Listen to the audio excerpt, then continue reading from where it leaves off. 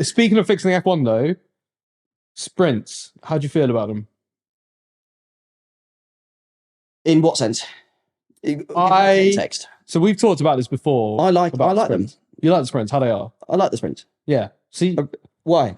I want to reverse grid the top 10 still. We talked about this last year. I'm happy. Yeah. So, but I like the fact that they're doing more racing. I think the more racing, the better. It doesn't matter if they were to go, let's do a whole race on a Saturday, and you can have a whole brand new car on a Sunday and do a second race. I'd be like, yeah, cool. Yeah. Because I just want more racing. So, but yeah, we can do the reverse grid thing. I think the reverse grid thing will be cool. I think it just makes sprints a bit more fun.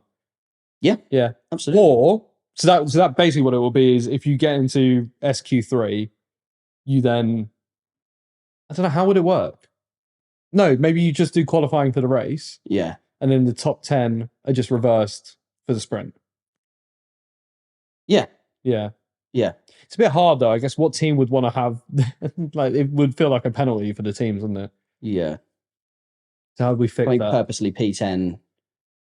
Yeah, if you're someone like Ricardo, gets P10, gets through to Q3, doesn't bother going out and doing a lap, so then he's P10 for the race, but then P1 for the sprint. Yeah, 8 points. Well, unless you did a point system for both qualifying and the race that equaled out. So depending on where you ended up in qualifying and where you ended up in the race, it would. Does that make sense? Yeah. So let's say you came 5th in quali, which meant, and then you finished the sprint race 5th, would be a certain amount of points. Do you know what I mean? Are we overcomplicating? We might be. Yeah, we might be. We're trying to figure out a problem that isn't an issue. Or there's no qualifying for sprints. It's just reverse championship order. Just every time. Yeah. Yeah. You can't sandbag a championship. You'd find I mean, that would be some exciting racing because you'd find a lot of passing and a lot of battles. Yeah. So that's always that's always not a bad idea. I think it depends. I think these sort of things you have to really try. Yeah. I feel like you can't know. You've got to try it. And the lower teams would battle each other. Like they battle hard because they would really want to keep those points. True. Wouldn't they? Yeah. So they would battle quite hard. Yeah. And maybe the upper teams might not, they wouldn't take more risks. They don't want to break their car before the race. Yeah. So and you can't. It'd be very tactical. Yeah, you couldn't sandbag your own world championship because if you did well in the sprint, you get 8. Let's say you win the sprint, and you're Williams, you get 8 points. So then you're no longer going to be starting in first place for the next sprint because you've got the points. Other people haven't got points. Yeah. So you couldn't actually sandbag it either. No.